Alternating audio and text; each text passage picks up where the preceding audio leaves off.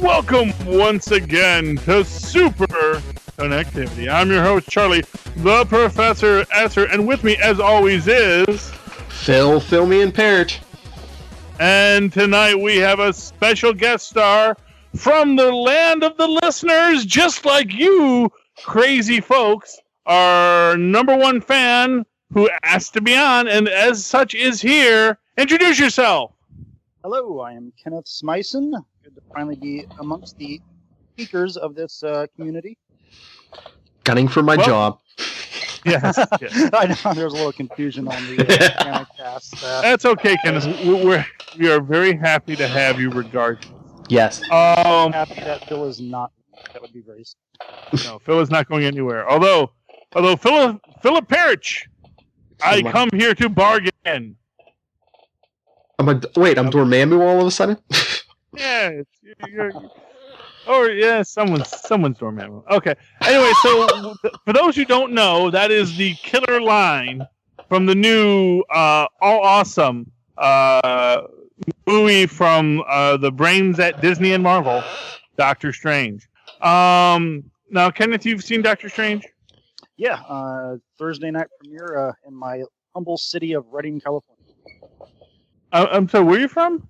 Redding, California. California. Okay, yes. Yeah. See, there's also Reading, Pennsylvania. So. Yep. Yeah, there's a third Redding somewhere in the middle. Yeah. You know, there's only like 5 names in America, and they get reused a lot. You know, so it's probably like a New York, Tennessee somewhere. Anyway, and none of them are readings. That's always fascinating. And you know, when you play Monopoly, it's actually the Reading Railroad, not the Reading Railroad, even though we always call it that. Anyway, so we've all seen Doctor Strange.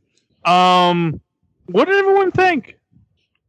I very much enjoyed it. The similarities to Iron Man is very apparent, but with Tony Stark potentially Robert Downey Jr. potentially kind of going back into a lesser role, that kind of arrogant leader type. I can easily see Doctor Strange wealthy, got influence across the world. So I very much look. Okay, Phil, what were your thoughts? I really liked it. It gives us, it introduces us to all that mystical, gives us the mystical side of the MCU, and I got really curious when they're talking, the Ancient One was talking about, other dimensions and what that could give us. Yeah, well, but see, to me, this is kind of this weird thing, because it does, it is always this interesting question in this, as we saw in Agents of S.H.I.E.L.D.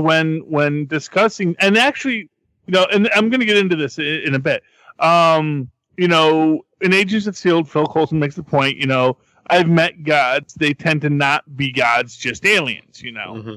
And it does raise this interesting question of if magic is more than just science we don't understand.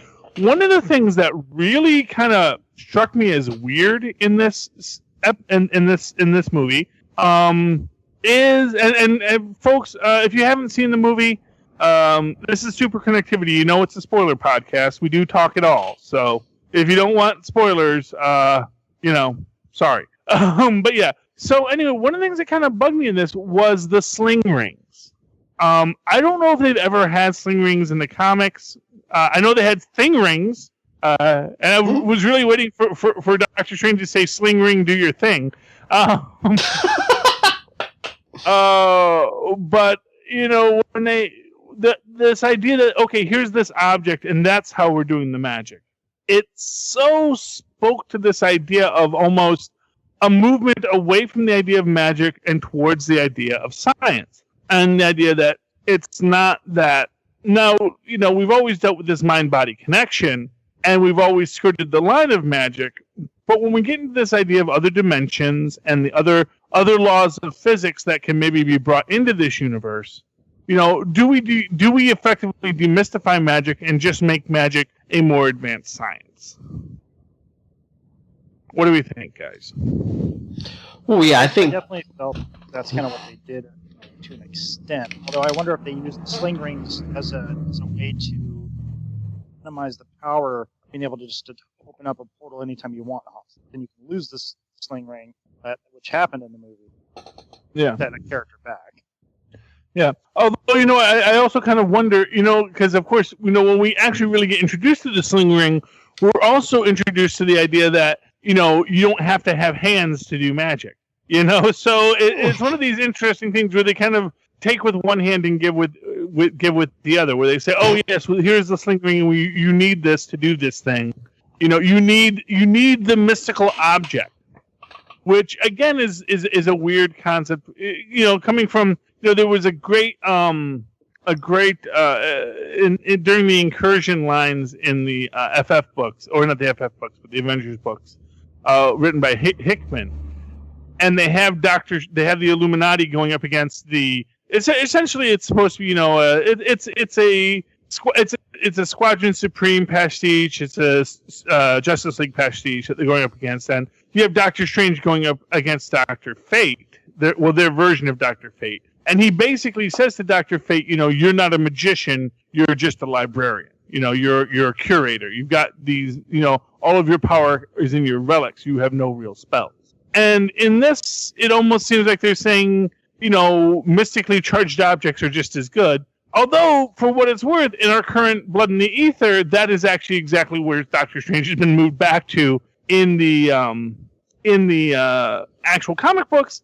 And, one does have to wonder if there is editorial direction in this and unification in that saying, okay, look, we're going to be pushing magical objects in the movies, so we need to get Doctor Strange back to needing magical objects. Go. Yeah, that's what I got. That's what I got from this new storyline in the comics. Is I think they're bringing him. They were depowering him, not making him so powerful, and they were getting him closer to his MCU version. Yeah. Yeah. Yeah. Now, Kenneth, you do not read the comics, correct? No. Aside from the fan appreciation package you sent me, I've not been able to get into any other comics. That's good, Kenneth, because we do talk about the MCU here. Kenneth, what is like the big thing in your mind right now in the MCU? What jumps out at you and says, hey, you know what I would love to talk about today with my good buddies on Superconnectivity? This issue in the MCU. What is hitting you? Well, I wouldn't say necessarily it's in the MCU, but as I hear you guys talk about the comics, I always like getting your information and knowledge from that, because oftentimes comics paves the way for the MCU itself. And so what I'm seeing with the all new, all different is all of these legacy characters. You have Sam Wilson, of course, is now the new Captain America. You have Riri as Ironheart, essentially the new Iron Man. Do you guys think that they're testing that out in the comic book side of things to prepare audiences for the day when they bring in new characters to carry on the mantle of an existing character, like you could possibly see Rhodey become the new Iron Man? Eventually, we'd see Miles Morales replace Peter Parker in another 10 years. You know what I'm saying? Maybe. Go ahead, Phil. I was going to say, I think if they replace anyone, it's going to be Robert Downey Jr. because, one, he's the biggest paycheck there, and two, is he 50? He's 173. He started in the silent era. Plus, I don't think he's signed up for anything past Infinity War. So, I mean, if they replace anyone, it's going to be him. Yeah, although he is a box office draw, so they know. That's the thing. When I was talking about how much money they pay Robert Downey Jr., Robert Downey Jr. gets paid that money because they know he makes it back. Yeah. And so I think that they can keep Robert for, and especially because not for nothing, Robert seems to be loving being a part of the. This is one of the things I think that one of the joys of the current nerd revival is that I think a lot of these actors never realized how much fun it could be. Mm-hmm. Because here's the thing: back in the day, when you were George Takei or you were William Shatner, and you were doing the conventions because you needed the money, it was probably a bit frustrating. Now you're just going there because this is this place where people come to worship at your feet. it's probably a lot of fun, you know? You know, you get to go to this big party where everyone's like, you're the greatest person ever, you're a rock star, you know? And if you're an actor, you know, I mean, that's the thing about being an actor is you never get rock star adulation. You never get, like, the closest you ever get to rock star adulation as an actor is the Oscars. And you only get to do that if you actually win an Oscar. And this is this comic book universe where you can go to Comic-Con and you have a stadium full of people cheering and chanting your name. You know, it's great. It's amazing for these guys, I'm sure, and I'm sure that's why they love to come back to it, because it is exciting. So, you know, as far as creating this second generation things, you know, I don't know if it's intentionally done for the movies. You know, I was actually, when you were mentioning it, I was actually thinking of this. There's this great line by Ani DeFranco once in a concert. Someone asked her, because at that time she was dating like some sound engineer she was working with, and he happened to be male. And someone had said, you know, is dating a guy for you a marketing ploy? And she said, you know, that's a little labor intensive. You know, I think that's a little labor intensive to say we're going to completely restructure the Marvel universe so that when actors get too old, we can replace them with younger actors. Although, for what it's worth, I mean, I don't think that, you know, I'm blanking on the name of the guy who plays Sam Wilson. Anthony Mackie. Yeah, Anthony Mackie. Yeah, Anthony Mackie. Thank you, Mackie. Yeah. You know, I don't think anyone is looking at Anthony Mackie or Don Cheadle and saying, "Oh, well, you know, they're so much younger than, you know, Chris Evans." Well, I mean, I guess Don Cheadle's younger than Robert Downey Jr. Although I'm not 100% sure about that, actually. Yeah.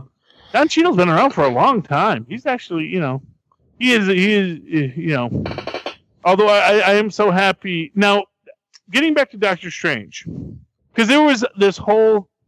So our opening scene, not our opening scene, Doctor Strange, but an early scene in Doctor Strange, when we get Doctor Strange car crash origin.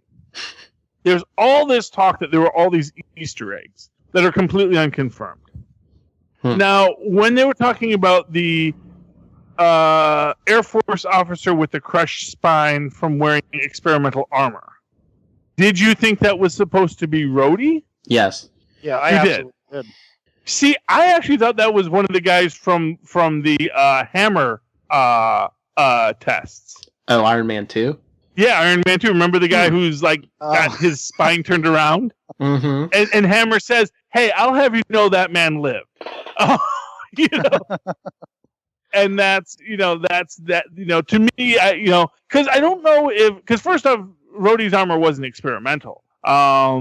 So that's why I did not immediately think Rhodey when they said experimental armor, because, you know, like I said, as we know, Rhodey's armor is the obsolete armor. It's the old school armor. It's been tested, and it's, you know, that's why Rhodey's dead, and why Tony Stark is tearing up the world in Civil War, because he feels guilty over giving his best friend the secondhand armor. I mean, unless that was just a cover story because they didn't want to tell, you know, a civilian, yeah, this is, you know, it's from when the superheroes were beating the crap out of each other. I just thought they were putting that scene as they were saying, okay, Civil War already happened, so this is right after Civil War. This movie's taking place right after Civil War.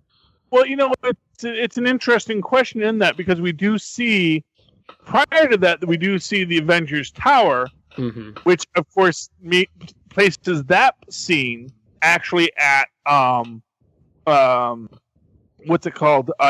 Before Age of Ultron. So the start of this film is actually at before Age of Ultron. Yeah, that's true. So I don't know if we're really getting. I mean, we don't know how long between one scene and the next scene that we get to that. Although you could say Tony rebuilt the tower, even though they weren't using that as their headquarters. That he could have rebuilt the tower. Well, he could have rebuilt the tower. Well, but it still had the A, and that was the thing. Is that by that, if he was just rebuilding the tower to be Stark Tower, it would say Stark again.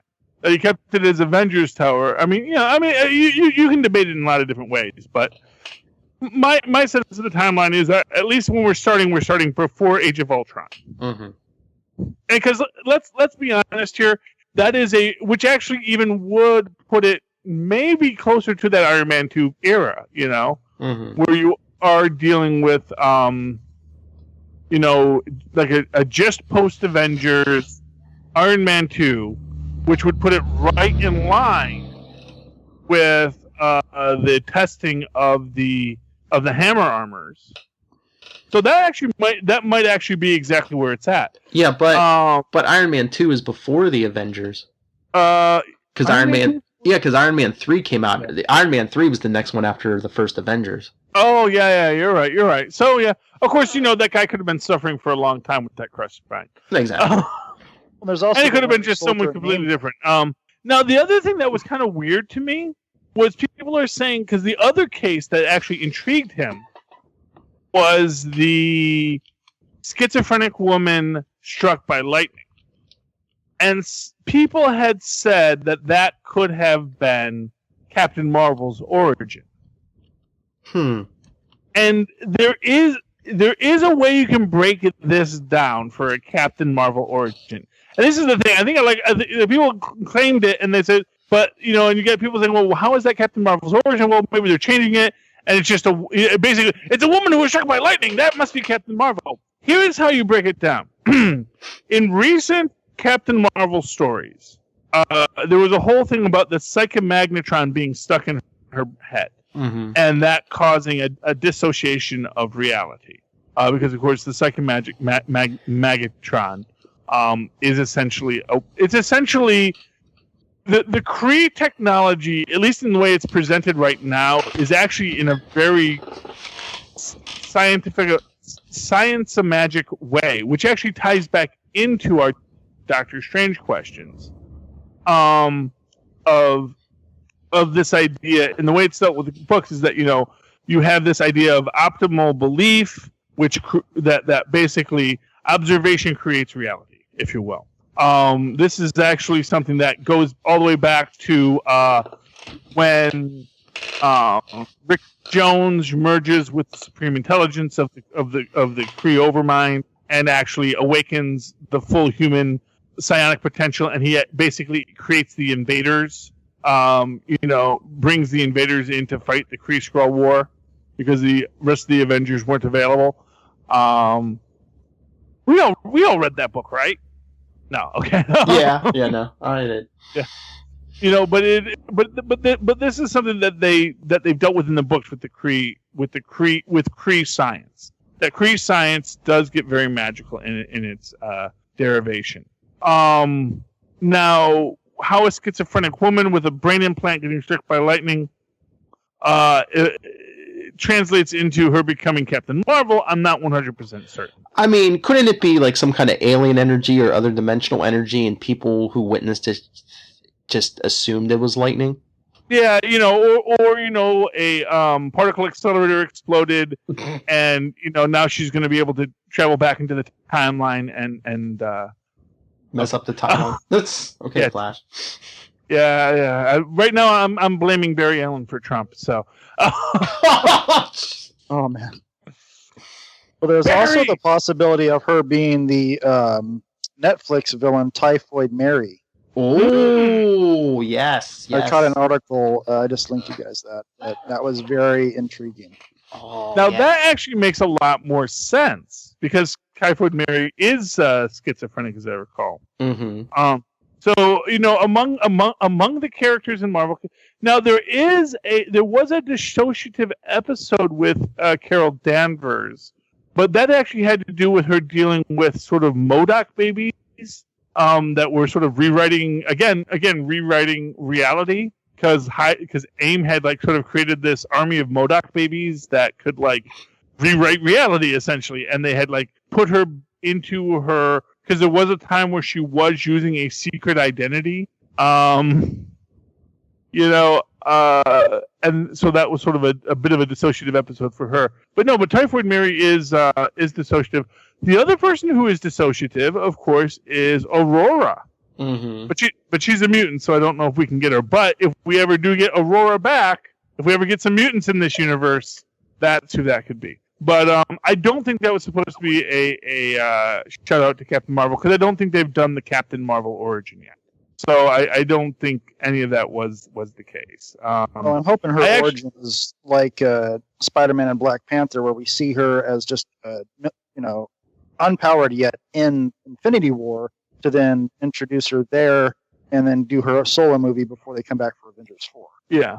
Well, we're gonna have to see exactly how they approach her. It's a very, they're keeping it, they're playing it very close to their vests. So I don't think we're going to know if she's going to be, you know what they could do, and this actually might be a very interesting way to do it. They could actually give her, you know what? Okay. So here's my suggestion. In Infinity War, they encounter the Kree.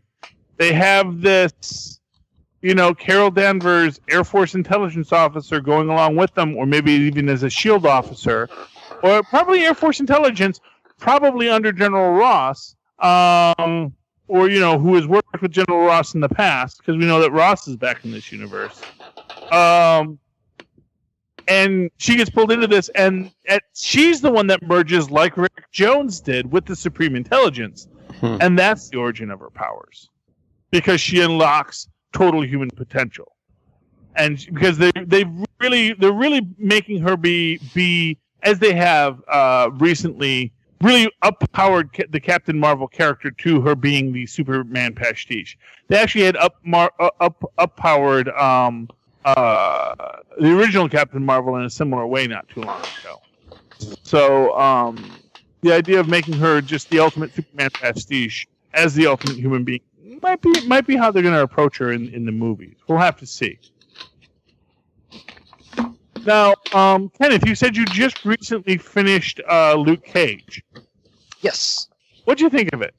I thought the Netflix produced Marvel's Misty Knight was a fantastic show. Luke Cage plays a great supporting character. No, a fantastic show.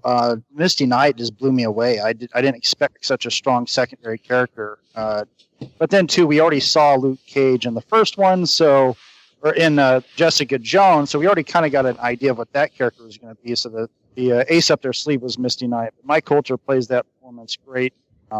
I thought the Black Mariah was a great villain, as well as Cottonmouth. And spoiler, but our R.I.P. Cottonmouth, I was so sad to see him go, but it did a lot for the Black Mariah character. The only weak point to me on the whole show in general was Diamondback. Something about him didn't connect with me. He felt a little too over the top. Yes. But still, fantastic show once again. Well, here's the thing about Diamondback. And this is the thing for him, is that they really needed to... Because, of course, the big twist with Diamondback is that he's actually Luke Cage's brother. Yes. And that, of course, is not from the comics. But it was necessary, spoilers to anyone who hasn't seen all of Luke Cage yet, it was necessary because they had to have that genetic link between the two, so that when they did the experiment on him, it might produce a more Luke Cagean equal and opposite villain for future episodes. That's why they didn't kill him off. Okay. Yeah. That's what that was about. Now, to me, here's my biggest complaint about Luke Cage, and I've mentioned this. Now, Kenneth, you've seen the MCU movies, right? Oh yeah, I'm current on all things MCU. Did you see The Incredible Hulk? Yes. Okay. Did you find it odd that when people talk about the incident, they're talking about downtown, not the time that the Hulk smashed Harlem? Well, I've been listening to your Luke Cage podcast, and you guys, you and Maz discussed that recently. I didn't see that when they said incident. Did they really quickly say downtown to refer to the Avengers thing? Because, well, we know when they say incident in Luke Cage, they might be referring to the Incredible Hulk. Well, when they say I've got all the footage of the incident, they reference all the other Avengers. Okay. Yeah. So they do say I got the guy with the hammer, the guy with the shield. Iron the only Man. thing I can say is that literally happened 8 years ago, so that might be. I mean, the city's been rebuilt since then. Yeah, and and I know that there is that very tacit thing with the Incredible Hulk, because that was sort of the last boondoggle pre the official Marvel Studios versions. And so I know that there is some softness there, but then they also called it out when they did Avengers, because they do have Mark Ruffalo say, the last time I was in New York, I kind of broke Harlem.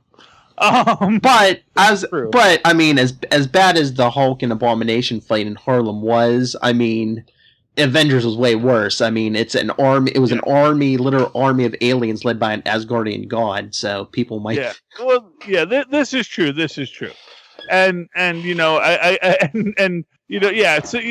the Abomination and the Hulk was about maybe a block of Harlem, because Harlem's actually a pretty big area. So you might have been on the other side. You might have been over in Spanish Harlem, and you didn't even know that the Hulk was in town. I mean, that's entirely possible. But one thing I will say though is I really wish people would make mention of that, because if nothing else, just in the fact that just saying about how when the Hulk came through, no one really cared. It wasn't until downtown got hit by superheroes that people started to get all worried about superheroes. The Hulk can come in and smash Harlem, no one's going to say a word. But also along those lines, I really, of course, what I really, really want is to eventually have Jen Walters in the universe. And as I've always said, the way you introduce Jen Walters is you tell the tale about how she sued the U.S. government, the Air Force and SHIELD, because of their letting the Hulk and the Abomination loose in Harlem. That basically they rebuilt everything that the Hulk did in Harlem, because She-Hulk, and that's how she got the name She-Hulk, is Jennifer Walters as a lawyer, because she was just this woman who came in and tore the place apart as a lawyer. Oh yeah. Well, now that I think about it, that was a complete military operation, so the government probably covered that whole thing up. But you can't cover up in an alien invasion of that magnitude from Avengers. Yeah, but like I said, that's how you introduce this idea of this rabid lawyer, of Jen Walters as just the world's greatest lawyer, unlike that Matt Murdock hack. Yeah, Matt Murdock's not a good lawyer. We had to mention that at least once an episode. You do. He's not good at lawyering. I'm sorry. He just doesn't. Don't pick on the handicap. Well, everybody in the MCU or in the Netflix series tends to think he's the best lawyer, but apparently he never has time to show up. Yeah, well, no, Foggy doesn't think that. Foggy's under no delusions about his partner. Foggy knows. This is true. You're not a good lawyer, Matt. You're Foggy knows basically. He knows that Matt knows the law. That Matt is the smarter one. He also knows that Matt is probably the more charismatic one. But as far as actually being, the guy who can tread the boards, I think Foggy, especially in the second season, came into his own as like, you know what? I'm the guy who's the lawyer in this group. You're a superhero, And as I've always said about Matt Murdock, he didn't want to be a lawyer. His dad made him be a lawyer. He wanted to get punched for a living and punch people, and that's what he does. There are people who are lawyers who become superheroes. Matt's a superhero who has lawyering as his day job until the superheroing thing starts paying dividends, That's my view of Matt Murdock. Well, plot twist, next time they Night Nurse says that a great lawyer's going to come up, you think Matt Murdock's going to come in, and then Foggy actually ends up walking in. Oh, well, that would be awesome. Or that's when you introduce Jen Walters. So, oh no, I know a lawyer. It's like, wait, I thought you were going to get the blind guy. No. This is the one that's the good lawyer. This is the one you actually want defending you. Well, you could have her facing off against Foggy in a case in episode or in season 3. Yeah, that would be awesome. I mean, I could see actually Jen Walters as a prosecutor. I could see Jen Walters as a prosecutor far more than I could see Matt Murdock as a prosecutor. Because Matt Murdock basically, and I know that it's Sewell, right, writing the current Daredevil. Yes. Yeah, I know he's a lawyer, but they did one of these characters from when they did the what's it called, the 11. I think it was called the 11, or was it the 7? Anyway, it was these basically these like all these one-shot 1940s heroes that got brought back because they had been put into suspended animation at the end of World War II, and they get woken up in the modern age. It was during the first Civil War, and one of the characters is the Laughing Mask, and what he was basically the 1940s version of the Punisher mixed with like Harvey Dent. And he was like this. He was this DA. He was a prosecutor by day, and then what he would do is he would like throw a case to get a guy released, and then he would go and kill the guy afterwards. He was like, and he wore this mask of this big grinning face. It was like, whoa, that's a really nice. So this is what Wortham was talking about. Okay, maybe that guy wasn't quite so turned around on this issue as I thought. Okay. Anything else going on in the Marvel Universe right now? Oh, I can't believe you went over the biggest thing from Doctor Strange. I thought you would definitely hit on. Oh, what is that? All right. Really, spoiler alert. The first end credit scene when Thor shows up. Oh, okay. No. You know why I didn't mention that? Because I have blotted that abomination of a scene from my memory. Why? You don't think that's going to be in the next Thor movie?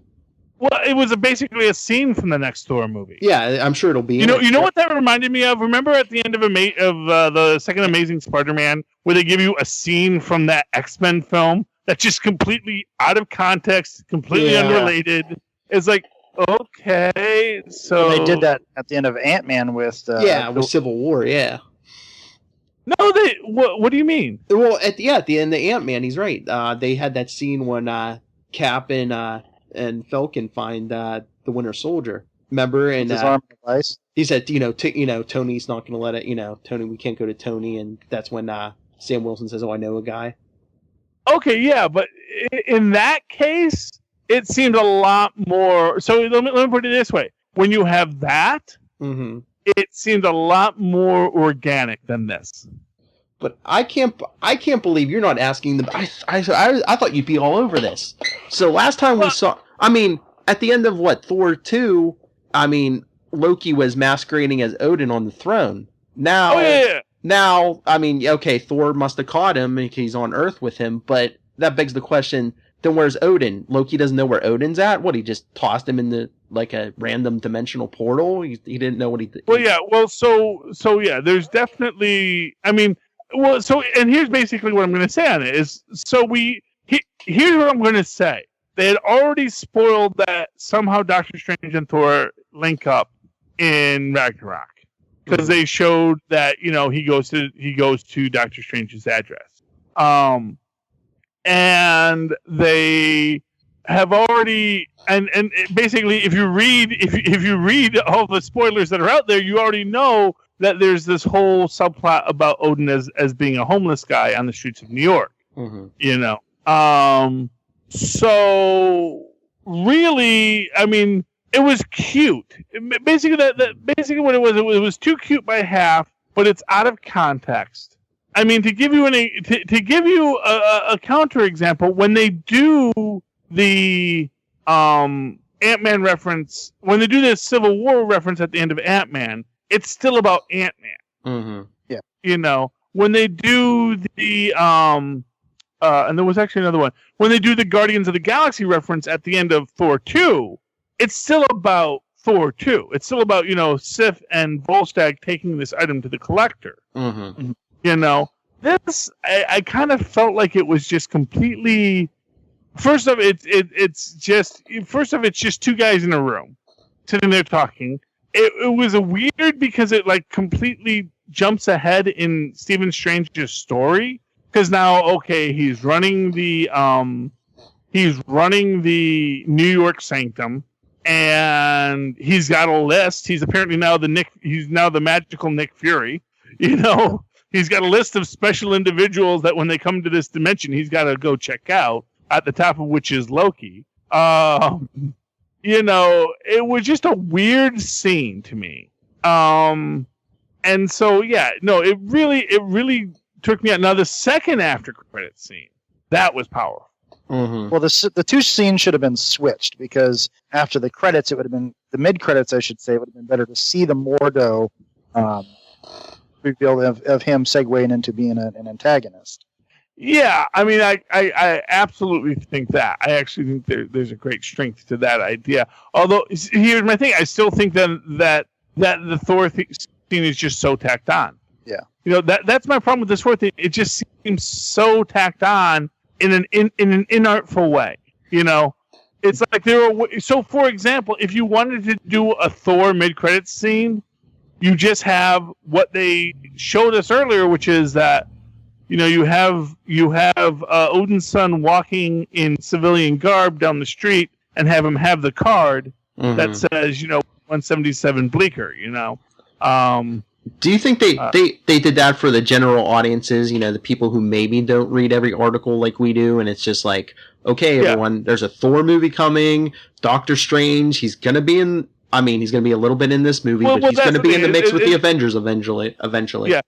It was really ham-handed, and that's the thing. It was just so basically, it was like you didn't need to spoon-feed me this, and yes, maybe someone else would have appreciated the spoon, but at this point in my life, I'm like, I don't need this spoon. At this point in my life, I am in the geek culture enough that I don't need that big of a spoon. Well, I don't need. And do you think they do that because there's more and more like secretive stuff? More and more stuff is getting top secret, so they don't want to give away. They're like, what can we give away? Well, we can't give away, anything from Infinity War. We can't give away Captain Marvel. Well, Thor movie's coming up. Let's throw a scene. Yeah. And to that extent, what Kenneth is saying, if you switch the scenes, it makes more sense. Oh yeah. If that's just the gag teaser at the end. Mm-hmm. Although that does get us to what the actual gag teaser at the end of the film is. Although it wasn't really a gag, it was just a delightful coincidence. Which is the joke of the film, which is they put the warnings at the end. Yeah. And then of course, what's the warning at the end of the film? The warning at the end of the film is do not drive distracted. Yeah. It's the very end. It's like with the last text is that driving while distracted is definitely dangerous. Never drive distracted, or something along those lines. But it's the warning after the whole film. Don't do what Doctor Strange did at the start of the film. I mean, in real life, you don't want to do that. But when you think about it, if he didn't have that accident, he wouldn't have went on his journey. He wouldn't have, gone through all the training. And would Dormammu have just swallowed this whole universe? Well, you never know. Here's the thing: you never know what would have pulled him onto that journey, and who knows? Maybe David Pangborn might have stepped up in that moment. Maybe. That's sort of the thing is that David Pangborn was supposed to be the Sorcerer Supreme, but walked away. And I think that's what I'm going to say. Benjamin Bratt is. I mean, it's not like the world's biggest star, but I bet you we're going to see him again at the end of this. It's like Benjamin. I didn't even realize that. Wait, Benjamin Bratt? Mm-hmm. Oh yeah. Oh, that was Benjamin Bratt.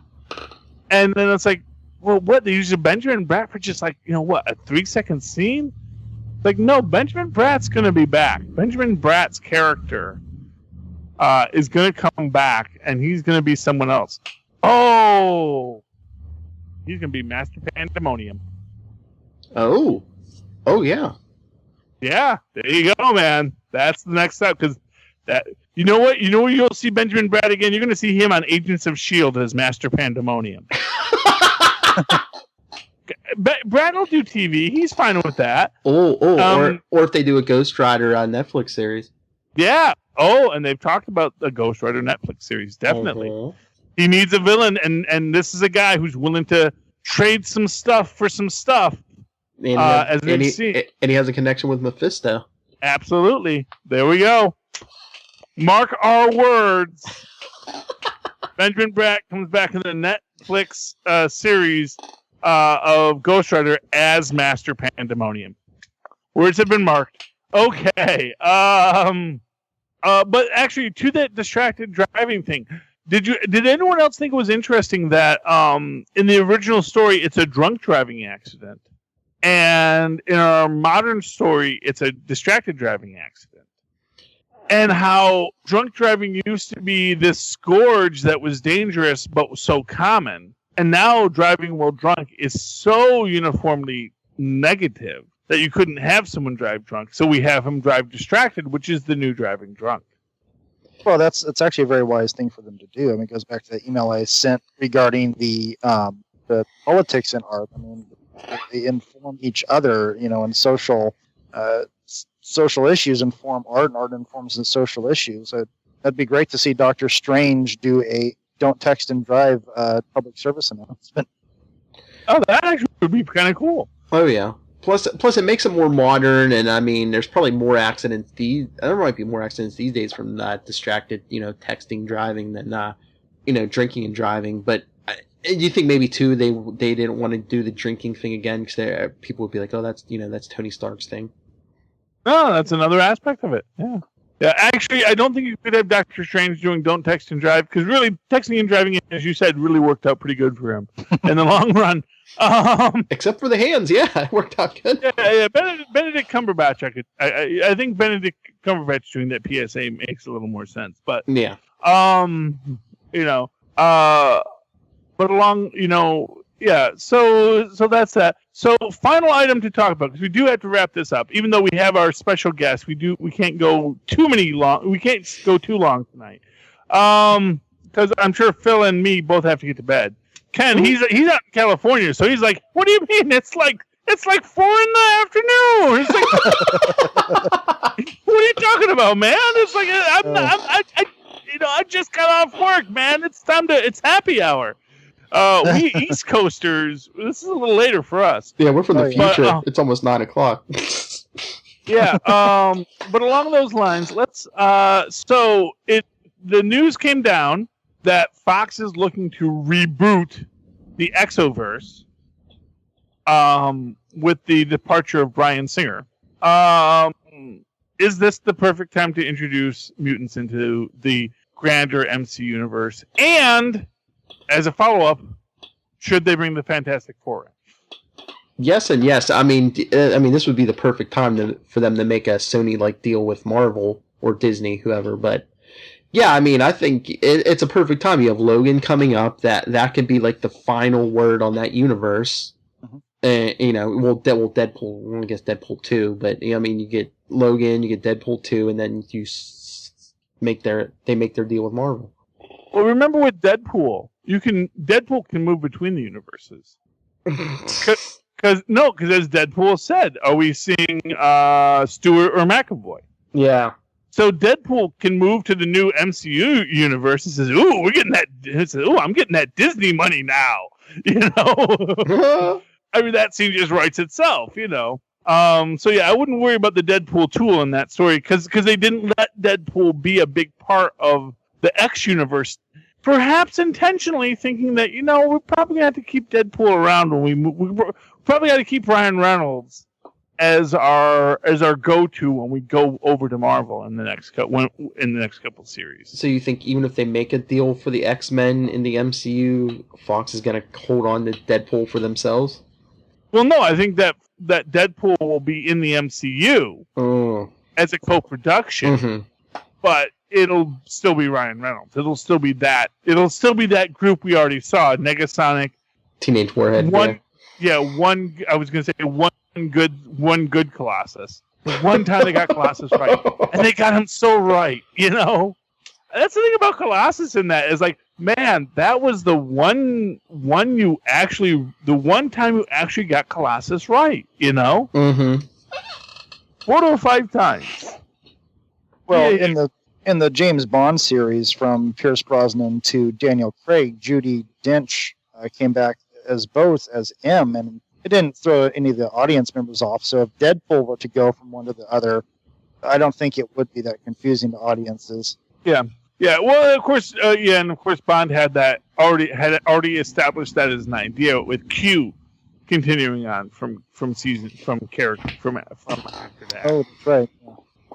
So So yeah, I mean, it's not without precedent, and I would absolutely love to see it. And like I said, and of course, because of who Deadpool is, he's the guy that can even make a joke about it. You know. Mm-hmm. But I'm sorry. You know what I want to see? You know what would? I mean, it would. Netflix would crash if they put this up. They make the deal with Fox. We get a Deadpool Netflix series. It's like a team up series, and every episode he teams up with a different MCU hero. Like you get Robert Downey Jr. one episode, you get Chris Evans one episode, you get Thor, you get Black Widow. When Disney buys Netflix, that'll be a thing. Mm-hmm. Oh. And Disney's looking. Disney's sniffing, as I've said for years. Disney's sniffing there. Mm-hmm. You know, these things take. You know, these kind of deals. You know, like massive trade deals, like the TPP. They take decades to sort out. You know, when they get done, a lot of money starts flowing. So, you know, your personal political views on the TPP aside, money starts flowing when it happens. Whether that's good or bad, you can debate. But when these deals go down, they take a long time, but they can be big. Well, I think we're just waiting to see what happens with Spider-Man next year. I think the studio heads are just sitting on that. And once that cash register clings a lot next year, you'll see the other studios getting a little more open discussion with Marvel. Oh, yeah. Well, I'm sure the discussions have already started, like I say. You know, I mean, that's the thing is these conversations start long before these conversations start, you know. These are like these are years-long processes. So even before you actually get to we are officially talking about this thing, there's still, you know, right now it's like it's like people having lunches, you know? It's like, well, what if we did this? What if we did that? What if we talked about this? Well, yeah, and even in the Sony hack, that was the case, that Sony and Marvel had already been talking for a while about Spider-Man. Mm-hmm. Yeah. And, you know, we just want Fox to release the Fantastic Four. Oh, I think they'll give them up way easier than even the X-Men, because the X-Men, they kind of have some success with that. The Fantastic Four, they don't know what to do with that. Yeah. But you know what I think they know is I think they know that Marvel wants the Fantastic Four. Mm-hmm. I think Marvel wants the Fantastic Four more than they want the X-Men. Oh yeah, you get Doctor Doom, you get Galactus with Well, yeah, but I think also it's just this idea that the first family. You know, it's sort of like they're watching someone just do it wrong so bad. Mm-hmm. It's like, give it to me! Let me have it back! Because, I mean, they're X-Men. I mean, they're not the best X-Men. I mean, some of their X-Men are really good. Some of the X-Men movies are not as good, you know. But they're good enough, you know. I don't think Marvel is as worried about letting the X-Men be at Fox than they are about how much they're, you know, ruining the Fantastic Four. Well, yeah. So I think from Marvel's point of view, they would rather get the Fantastic Four back than the X-Men. I think they'd like to have the X-Men back, but like I said, as I've always said, you know, Marvel built this empire not on their marquee heroes. You know, they built this empire on their second tier. So getting the marquee heroes is great to have them back. To have Spider-Man back is great. Mm-hmm. But they're not gonna worry about whether or not they get the X-Men back, because as I've always said, you know, Disney's getting paid on the X-Men movies. You know, if Logan makes $1 billion, you know, Marvel and Disney for doing absolutely nothing on the film gets like $10 million. You know, it's like they're gonna get money for doing nothing because it's still their property. Mm-hmm. They sold the rights, but they get a portion of the gate.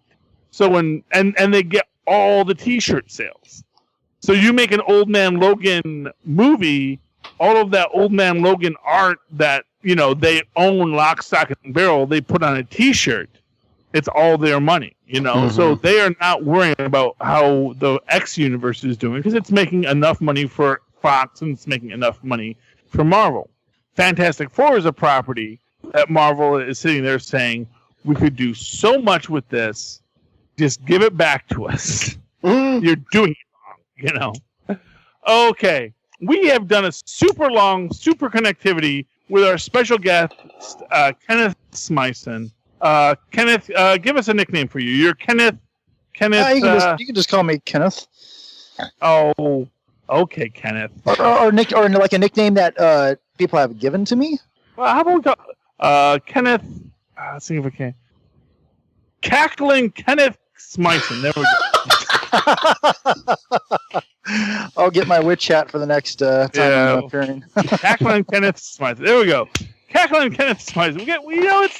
This is on the Nuff Said universe, it's the man. tradition. You may not remember being a young kid like yourself, Kenneth, but the Marvel universe used to have this whole thing where everyone had an adjective in their name. Oh yeah, So- Stan Lee gave everybody names. Yeah. and that's what creator rights, man. Never knock it. Okay. Philip, if someone would like to talk to you about all the wonders they've heard tonight, where can they reach you? Well, as always, you can always email me, nightwingpdp@gmail.com. On Twitter, I am at nightwingpdp. And I'm on a bunch of other podcasts before the bat, Legends of DC. And I do World's Finest on Channel 52 with Lilith, so nobody tried to steal my jobs there either. And Kenneth, if someone would like to reach out to you saying, Kenneth, how did you get to achieve that level of infamy, notoriety, and fame and be on the Superconnectivity podcast, how could they reach out to you if people would like to socially mediaize with you? Well, they can reach out to me. I'm on Gmail and Twitter at Kenneth Smyson, KENNETHSMYSON. Look for the two N's in the middle for quality. And of course, you can always write to me at the Superconnectivity blog at gmail.com. That's Superconnectivity blog, all one word, at gmail.com. And of course, follow me on the Twitters at Charlie Esser. That's CharlieEsser. Look for the two E's and the two S's in the middle for extra quality. Okay, ladies and gentlemen, thank you for connecting with us this week. Please connect with us again. Good night. Good night. Good night.